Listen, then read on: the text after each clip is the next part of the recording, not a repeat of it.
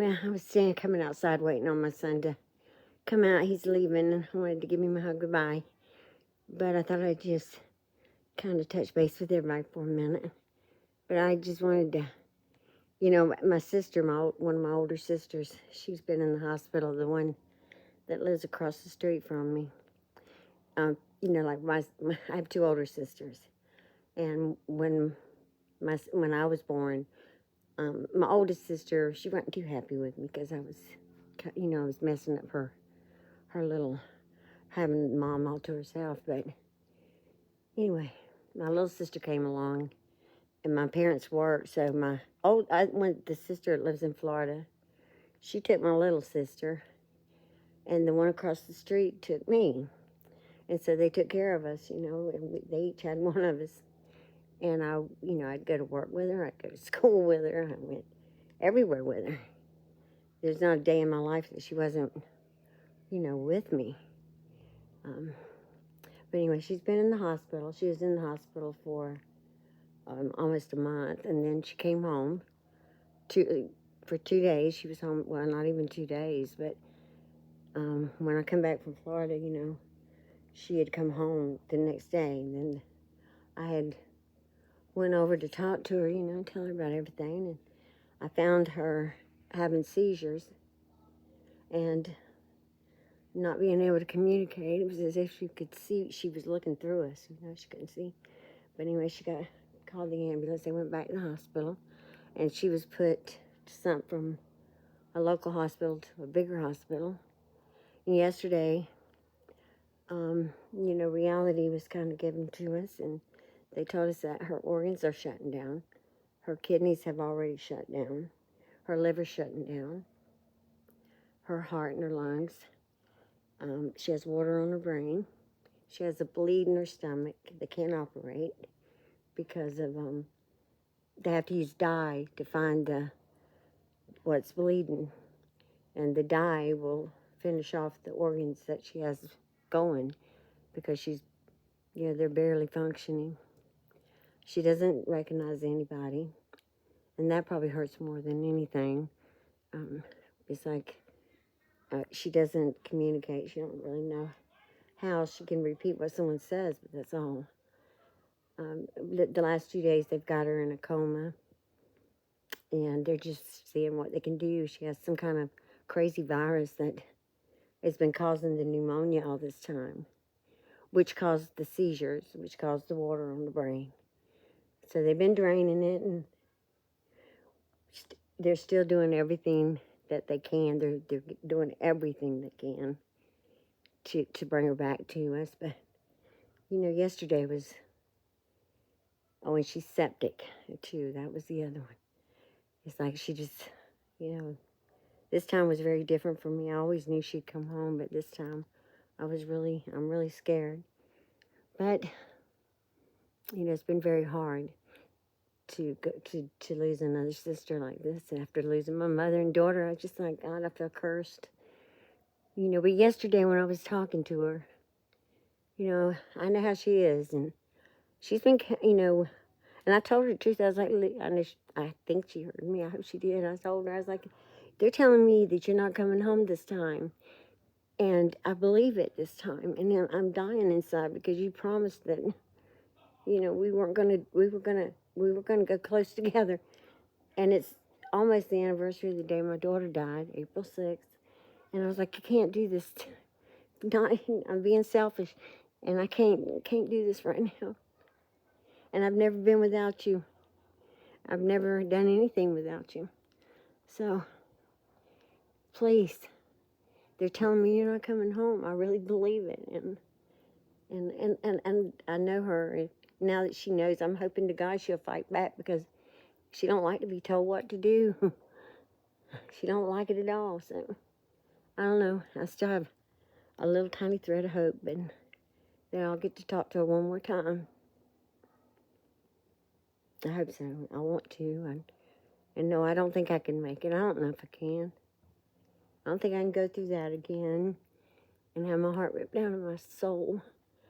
But last night at 2 o'clock in the morning, at 2 this morning, her and I have always been really connected. Like I could tell when she needed me, without saying anything. And I would go over there when she'd need me, or when I was sick, she'd just come in the house, you know, because she could feel it. She could feel it inside. I mean, we've never been apart. And so, you know, at 2 this morning, I kind of felt so awful. I mean, I was just tore up because I felt like she was slipping away. And it all just hit me so hard, you know, that the loss I had from my mom and my daughter and my life, it just really kind of just laid on me. And this morning, you know, I was just still just so sad, you know. And my husband, he can't stand it when I don't cry around anybody, but he came in there and he can't stand it, you know. He doesn't want me to cry. He doesn't want to hear that grief or that sadness. So he called my son, because he knows that, you know, the second my son pulls up, I'm gonna suck it up. Man, I'm gonna suck it up and come on. I told my son a while ago, I was like, I'm glad you came over. But you know, your daddy just can't stand it. He doesn't want, I don't fall apart around you. And my son said, well, Mama, you know you can. That's the sweetest thing, you know, to know I can. I won't, but I can. Well, I won't say I won't, because I might. But for right now, I won't.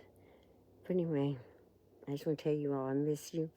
And I don't want to come on and tell y'all things that are depressing or sad, because we all got troubles in our life, and I'm not alone in it, and I know it. And I know sometimes other people's troubles can bring you down, so I don't want to do that to nobody. So that's kind of why I stay away, you know. I just kind of, and I've been busy, you know, going up there and trying to take care of what we need to take care of around here. So, but I want you to know that I think about each and every one of you all the time. I'm worried about Kimmy.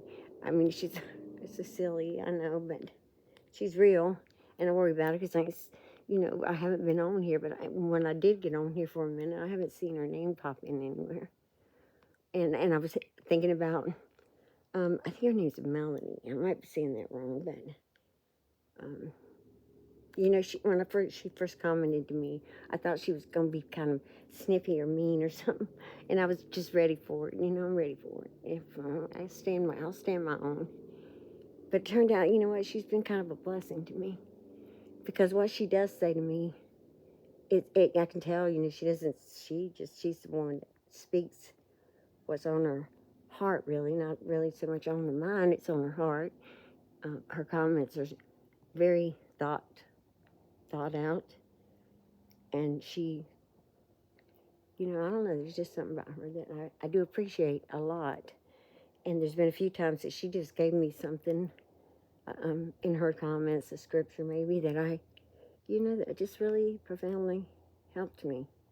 So I'm not going to argue with it, and I'm grateful for it.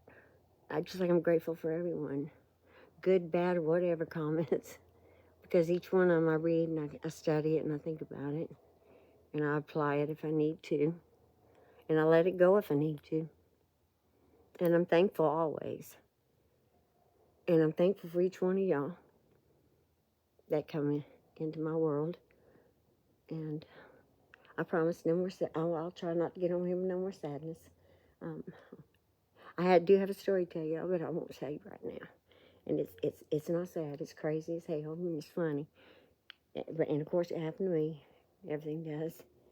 But I will talk to y'all later. And I love y'all. And just trust me on this when I say nothing is promised to us, guys. There's not a minute in our life that we can just expect it to be ours, because we don't know. My world has been turned upside down by short minutes, thinking I had a minute, thinking I could do it next time, thinking I'll get it done tomorrow. Well, you know what? Sometimes tomorrow don't come, and you don't get to do those things. You just get to live thinking, why did I wait? Why did I wait? There's no reason why I couldn't have done it today. So just remember, you know, we got to You know, we take things for granted as a whole, as a group, and time is short. But I love each one of you, and I wish best things for all of you. I'll talk to you later.